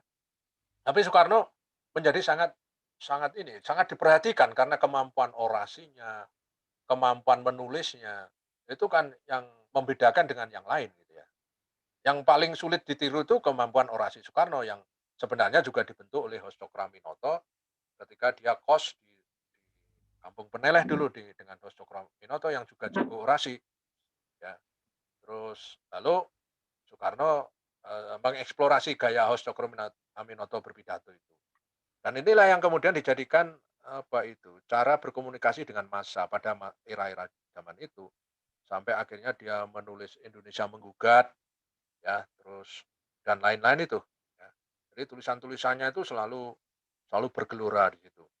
Itu satu kasus ya. Jadi Soekarno itu seorang pribadi tetapi kemudian membentuk satu struktur ya, membayangkan suatu negara, ya membayangkan suatu ideologi ya Pancasila yang pernah mulai direnungkan tuh justru ketika dia dibuang di ND ya ketua di ND 4 tahun ya 34 sampai 38 ya kebetulan saya sudah 2 kali ke sana ya neliti tentang Soekarno ya saya merasakan Soekarno duduk di bawah pohon sukun saya juga merasakan di bawah itu juga ya saya membayangkan tahun 30-an Soekarno duduk sendirian di sini terus menatap Teluk Ende karena itu di dekat pesisir, di dekat Teluk Ende gitu.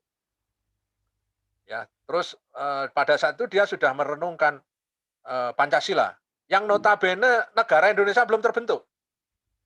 Ya. Jadi namanya Indonesia baru mulai resmi itu kan 1945, tetapi tahun 34 Soekarno sudah ngomong dasar-dasar negara itu di ND itu, digali pada saat di ND. Ya. Dan Anda tahu di ND itu sampai hari ini pun ya kota masih sepi sekali, ya. Apalagi tahun 30-an, wah tambah sepi, ya, tambah sepi sekali. Ya, makanya dibuang di sana. Nah, ini yang kemudian kekuatan-kekuatan energi semacam ini yang kemudian mengantar Soekarno itu membentuk struktur bangsa ini. Ya, membentuk suprastrukturnya yaitu ideologinya, lalu memilih format negaranya yaitu republik ya tidak kerajaan lagi tapi republik ya. dan terus melaksanakan demokrasi. Ya setelah proklamasi 5 tahun berikutnya ada pemilu yang luar biasa tahun 55 dan seterusnya. Sampai akhirnya juga dia tumbang karena juga kemakan idealismenya sendiri. Jadi Soekarno itu tumbang bukan, kalau saya sih tesis saya itu bukan karena apa itu soal kudeta, merangkak dan seterusnya yang diisukan itu. Kalau saya itu Soekarno itu tumbang karena idealismenya. Ya. Ya, kalau ini kita diskusi sendiri aja nanti. Ini saya cukup cukup sering diskusi dengan kawan-kawan politik di sini untuk ini ya. Nah, kalau saya cerita Soekarno, wah saya cukup detail karena kebetulan saya sedang menulis buku apa itu judulnya ini oh, tiba-tiba lupa. Oh, desain covernya malah sudah jadi, tapi isinya belum rampung. Judulnya itu Politik Estetika Soekarno. Ya, Politik Estetika Soekarno. Nah, itu saya riset ya kurang lebih 5 tahun lah risetnya. Nah, itu saya kembangkan dari buku saya pertama, ya, yang Soekarno yang ada di perpustakaan yang merah itu. Nah, ini akan muncul yang kedua, Politik Estetika Soekarno. Ya itu tadi, tapi ini kaitannya dengan seni ya.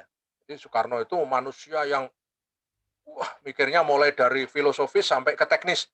Nah kalau yang teknis contohnya apa? Contohnya sampai membuat Monas, membuat Tugu Selamat Datang, relief-relief yang kemarin dibongkar di Sarinah itu semua adalah pikirannya Soekarno dan mengarahkan secara teknis, termasuk membangun Istiqlal dan seterusnya itu. Ya. Jadi dia datang terus mengkritik secara teknis. Ini kurang begini, ototnya kurang gini, ekspresinya kurang ini. Wah itu masuk ke begitu-begitu. Ya. Sampai terjun ke studio-studio seniman untuk berdiskusi. Ya karena presiden, ya omongannya itu kan selalu didengarkan ya. Apalagi zaman itu kan disebut Bapak Proklamasi, wah macam-macam kan, dimitoskan sampai sundul langit kan. Ya. Nah ini jadi kalau saya mengatakan orang-orang besar rata-rata jatuhnya karena idealismenya. Ya, bukan karena perempuan, bukan ini. Saya menolak tesis itu. Jadi, tesis saya sendiri bahwa orang hebat itu pada akhirnya rontoknya itu kebanyakan itu karena idealismenya. Ya, idealismenya yang akhirnya balik ke dia sendiri. Karena ditawarkan keluar, tidak nampung, lalu kemudian balik ke dia. Yang balik ke dia ketika dia juga tidak siap, maka dia roboh. Nah, begitu. Jadi semacam Hitler. Hitler juga sama. Kalau Hitler kan idealismenya tentang ras Asia, ya ras Jerman itu, ya ras Arya. Dia ras yang paling unggul dunia. Akhirnya Yahudi dihabisi di kamp konsentrasi dan seterusnya. Ya, akhirnya sampai memicu perang dunia. Nah, Hitler kalah.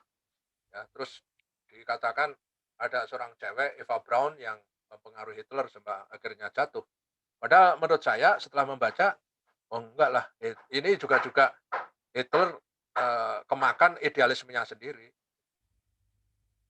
dan seterusnya dan itu banyak Mussolini, lalu Churchill, ya termasuk raja-raja dulu kayak misalkan kayak The Great apa itu Alexander the Great itu juga bukan takluknya dengan apa itu Cleopatra itu kan ya kasuistik aja tetapi dia hancur karena idealismenya untuk menaklukkan dunia saat itu.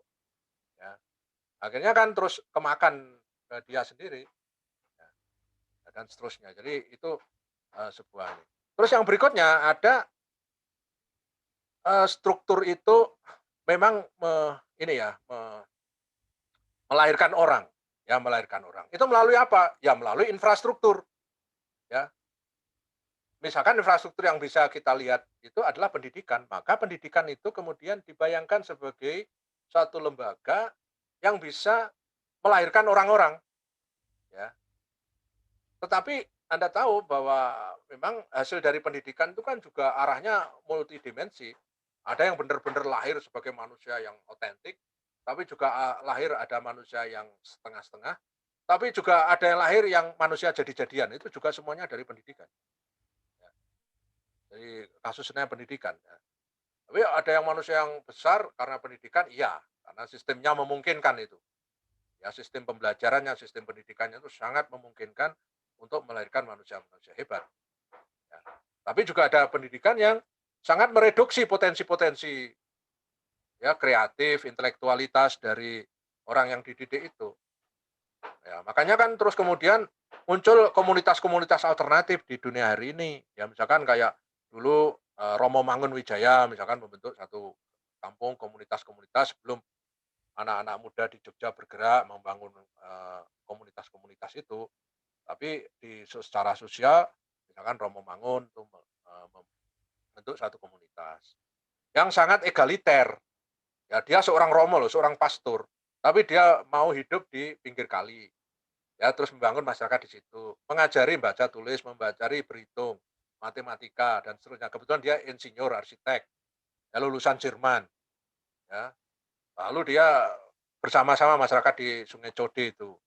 Ya, dan seterusnya dengan model-model seperti itu. Tapi kemudian orang mencurigai selalu kristenisasi, kan gitu. Padahal kalau dilihat di situ berapa jumlah Kristen dan Muslimnya di Sungai Code. Ya. Jadi Romo Mangun tidak punya itu, dia itu visinya ke kemanusiaan, ya, bukan kristenisasi. Kalau orang kemudian akhirnya tertarik ke Kristen itu sangat individu. Ya, tetapi dia tidak, saya ajari tetapi kamu harus masuk Kristen lah. Bukan begitu. Ya. Dan itu banyak diceritakan oleh bekas murid-muridnya ya. Kayak misalkan M. Sobari, Muhammad Sobari, ya, budayawan itu. Ya, itu kan sangat mengagumi Romo Mangun. Ya, Anda tahu Sobari itu adalah tokoh Muhammadiyah, pemikir Muhammadiyah. Ya, tapi berkawan akrab ya dengan Romo Mangunwijaya. Tulisan-tulisannya Romo Mangun sangat netral sekali dan ada banyak dalam himpunan-himpunan buku-buku tentang seni, ilmu pengetahuan dan teknologi itu dihimpun sampai 3 jilid kalau tidak salah. Ya, ada di rumah itu. Ya, pikiran-pikiran Romo Mangunwijaya. Ya. Terus kemudian banyak lagi juga komunitas-komunitas yang lain ya, termasuk yang sekarang diinisiasi oleh kayak Sanggar Daun yang di Jogja itu juga kependidikan yang menolak mitos-mitos pendidikan formal ya, kayak pendidikan harus lulus gitu. Kan menarik itu. Kalau kalau kita ini di pendidikan formal kan harus lulus gitu ya. Harus lulus, kalau enggak lulus enggak dapat ijazah berarti gagal kan itu. Nah, itu ditolak mitos kayak gitu, ya. Jadi dimerdekakan dari bayang-bayangan harus lulus dan seterusnya itu. Karena memang tidak ada target lulus. Yang ditarget adalah mengalami bersama-sama sudah. Asal sudah mengalami ya sudah selesai. Ya. Itu menarik sekali itu. Ya. Terus kemudian kurikulumnya gimana? Ya, kurikulumnya lah kita kalau di dalam formal kan ada kurikulum. Ada kurikulum berarti ada target, ada indikator.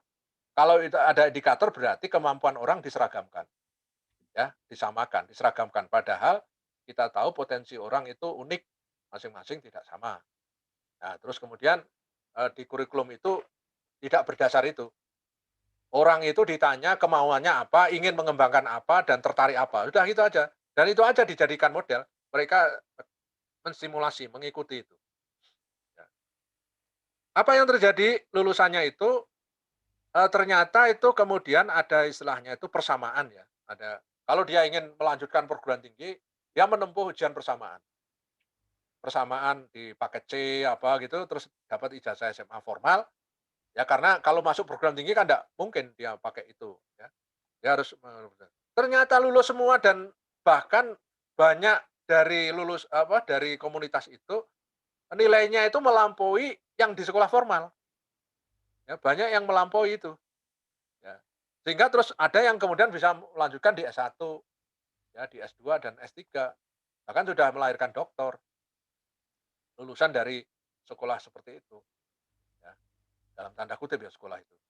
Nah, jadi ini sekali lagi struktur itu bisa direduksi menjadi infrastruktur dan infrastruktur itu kita reduksi lagi katakanlah pendidikan di situ memang pada akhirnya juga bisa melahirkan orang-orang gitu ya termasuk ya kayak saya gitu kan lahirnya dari struktur ya dari struktur ya dari struktur saya mengalami pendidikan di S1, S2, S3 akhirnya membentuk pengalaman, membentuk pengetahuan, akhirnya membentuk sikap baru. Nah, belajar yang baik itu sekalipun kita dibentuk oleh struktur, pada akhirnya kita menemukan kita sendiri. Kita menemukan apa itu cara berpikir sendiri, ya. Itu saya kira yang paling mungkin bisa kita lakukan di era sekarang ini, ya. Toh Anda misalkan masuk ke S2 semua ini, artinya itu Anda sudah masuk jebakan struktur, ya, dalam tanda kutip ya, jebakan struktur. Tetapi Anda jangan terus kemudian merasa terjebak, tapi juga harus mewarnai struktur itu kalau bisa. Jadi keluar dengan cara tadi memperkaya banyak, jejaring, ya, pengalaman-pengalaman di luar struktur itu. Maka Anda bisa mengendalikan struktur itu. Anda tidak dikendalikan oleh struktur, tapi justru Anda bisa bermain cantik di dalam struktur itu. Ini yang saya kira, harus diupayakan semacam itu, ya. Jadi itu, Dwiki ya, jadi, pola itu bisa dilihat dari 2 arah ya, seperti itu.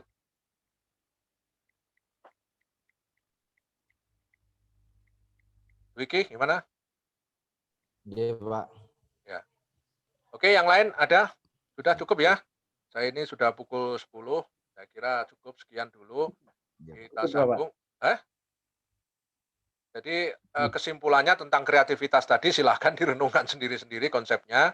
Intinya saya ingin, kesimpulannya secara umum bahwa, proses kreatif itu proses yang panjang, proses yang berliku, yang tidak linier, ya, yang tidak linier dan itu, varian dari, apa yang ada di internal kita dan apa yang ada di eksternal kita. Jadi, satu akumulasi dari hasil dari mengawinkan antara kekuatan internal dan eksternal, ya, dan akhirnya melahirkan satu, solusi-solusi baik yang dalam konteks individu, ya, dan, komunal, ya. Jadi saya kira itu secara umum kesimpulannya. Jadi, itu nanti secara teoritik akan ada pada pertemuan yang akan datang, ya. Kita belajar teori nanti ke depan. Saya kira itu, terima kasih atas perhatiannya. Kita ketemu pada pertemuan mendatang dan tugasnya tolong dikirimkan di